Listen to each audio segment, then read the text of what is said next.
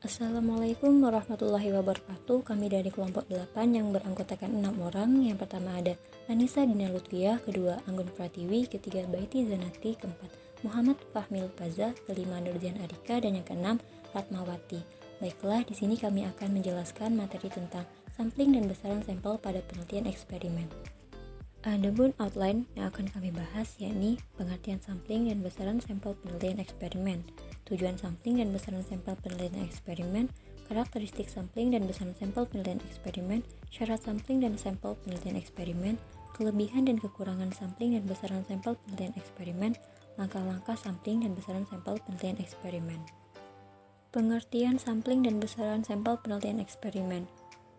Penelitian eksperimen adalah penelitian yang digunakan untuk mencari pengaruh perlakuan tertentu terhadap yang lain dalam kondisi yang terkendalikan.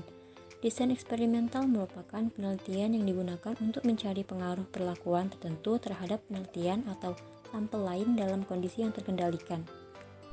Sampling adalah proses menyeleksi porsi dari populasi untuk dapat mewakili populasi. Untuk teknik sampling merupakan cara-cara yang ditempuh dalam pengambilan sampel agar memperoleh sampel yang benar-benar sesuai dengan keseluruhan subjek penelitian. Besaran sampel merupakan cara peneliti menentukan berapa besar anggota sampel yang akan diambil dari populasi. Besar sampel eksperimen tidak ditentukan besarnya populasi, tetapi oleh kekuatan pengaruh perlakuan dari studi sebelumnya. 3 urutan utama dalam desain eksperimental. Yang pertama, variabel kontrol. Variabel kontrol merupakan inti dari metode eksperimental, dan variabel akan menjadi standar dalam perubahan atau pengamatan dari suatu penelitian. Yang kedua, manipulasi merupakan operasi yang sengaja dilakukan dalam penelitian ini. Manipulasi ini merupakan variabel independen yang melibatkan kelompok-kelompok perlakuan dengan kondisi yang berbeda. Yang ketiga, pengamatan mengamati dan menentukan hipotesis perubahan. 3 jenis desain eksperimental. Yang pertama, pre-experimental design atau single group design. Belum bisa dikategorikan sebagai eksperimental sungguhan karena dalam eksperimental ini rancangan belum dilakukan dan pengambilan sampel secara acak tidak dapat dilakukan kontrol yang cukup terhadap variabel lain. Secara garis besar tidak dilakukan variabel kontrol. Experimental design dibagi menjadi 3 jenis, yaitu one shot case study atau studi kasus satu tembakan, one group pretest, post-test, satu kelompok, dan intake group comparison. Yang kedua, true experimental design merupakan desain peneliti dapat mengontrol semua variabel luar. Adanya hal ini, validitas internal atau kualitas pelaksanaan rancangan peneliti dapat menjadi lebih baik. Ciri utama dari true experimental design yaitu sampel yang digunakan untuk eksperimen ini dan kelompok kontrol dipilih secara acak. 2 jenis dari true experimental design yaitu post-test early control design dan pre-test post-test control group design. Yang ketiga, quasi experimental design merupakan eksperimen yang memiliki perlakuan pengukuran dampak atau outcomes dan unit-unit eksperimen atau eksperimen unit.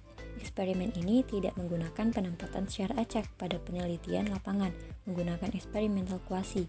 Alasannya karena desain tidak mempunyai batasan yang ketat terhadap randomisasi dan dalam waktu yang sama dapat mengontrol validitas internal.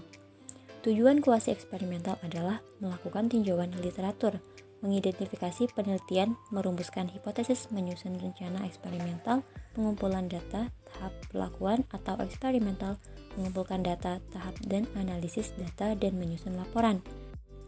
Tujuan sampling dan besaran sampel penelitian eksperimen. Tujuan dari penelitian ini adalah untuk meneliti pengaruh dari suatu perlakuan tertentu terhadap gejala suatu kelompok tertentu dibanding dengan kelompok lain yang menggunakan perlakuan yang berbeda. Karakteristik sampling dan besaran sampel penelitian eksperimen. Terdapat 3. Yang pertama, manipulasi variabel. Manipulasi yaitu tindakan atau perlakuan yang dilakukan oleh seorang peneliti atas dasar pertimbangan ilmiah yang dapat dipertanggungjawabkan secara terbuka guna memperoleh perbedaan efek dalam variabel terikat. Variabel yang dimanipulasi adalah variabel independen yang merupakan anteseden penyebab. Tujuan manipulasi adalah untuk mempelajari hubungan sebab akibat atau hubungan kausal antara variabel anteseden penyebab dan variabel konsekuensi.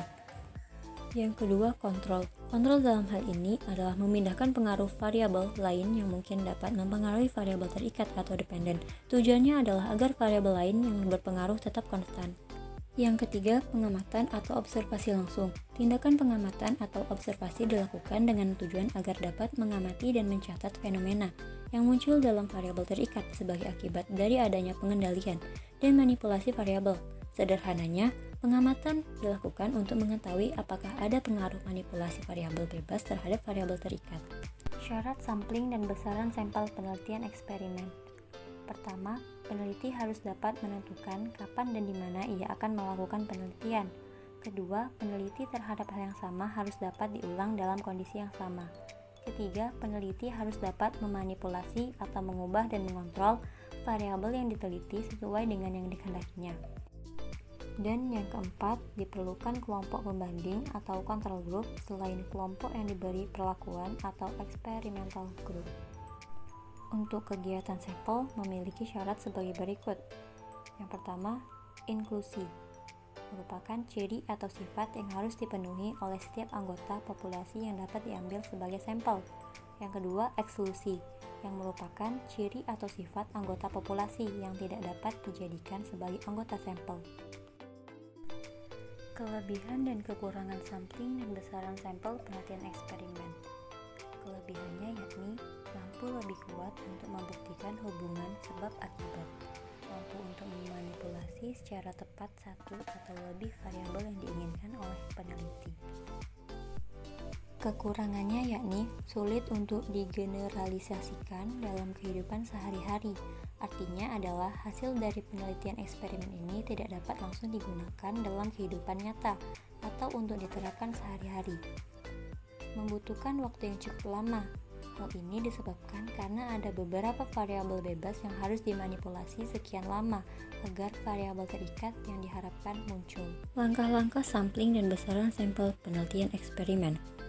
Langkah-langkah penelitian eksperimen pada dasarnya sama dengan jenis penelitian positivistik yang lain, yaitu memilih dan merumuskan masalah, termasuk akan menguji, cobakan perlakuan apa, dampak-dampak apa yang ingin dilihat, memilih subjek yang akan dikenai perlakuan dan subjek yang tidak dikenai perlakuan, memilih desain penelitian eksperimen, mengembangkan instrumen pengukuran atau instrumen untuk mengumpulkan data, melaksanakan prosedur penelitian dan pengumpulan data, menganalisis data, dan perumusan kesimpulan.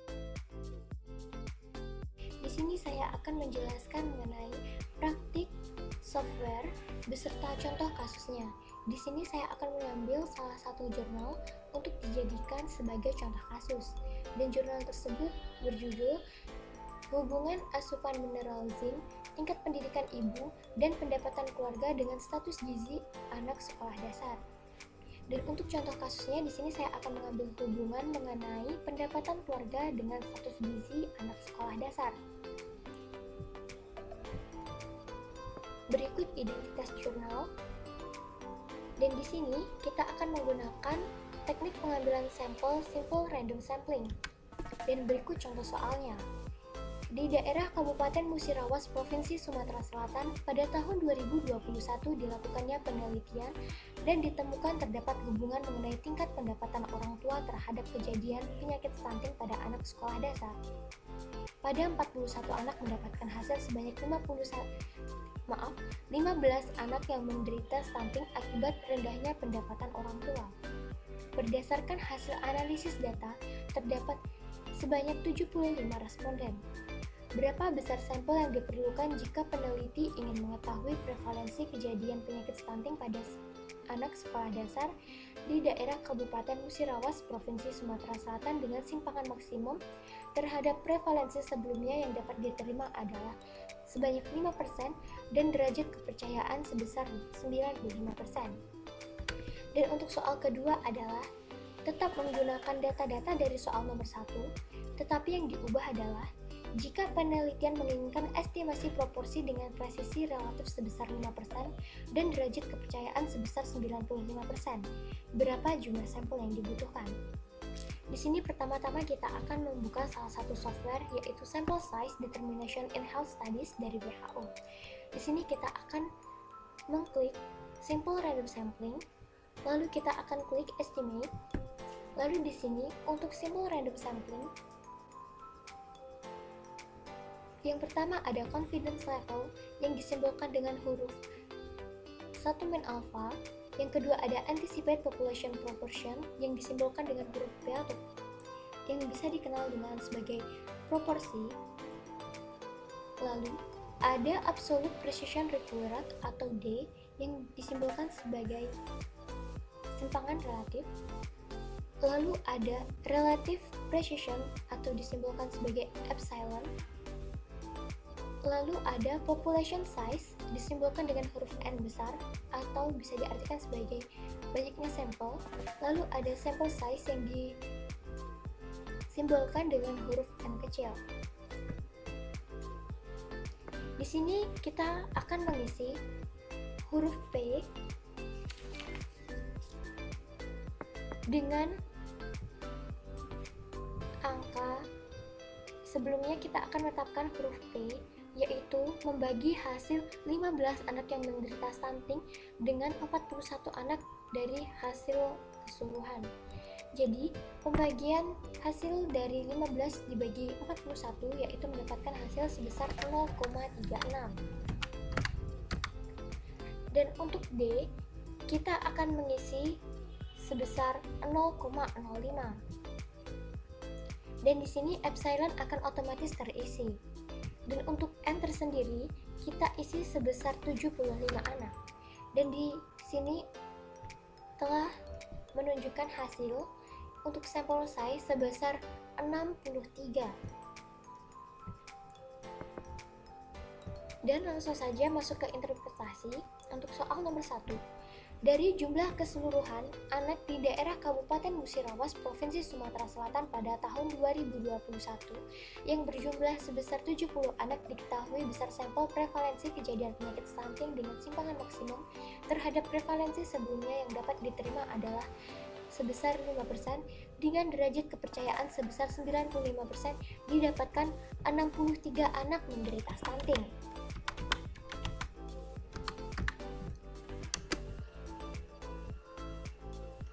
Dan di sini akan kita tampilkan mengenai data-data dari hubungan pendapatan orang tua dengan status gizi pada anak sekolah dasar di Kecamatan Tuah Negeri, Kabupaten Musirawas, Provinsi Sumatera Selatan. Dan untuk soal nomor 2 akan kita ganti.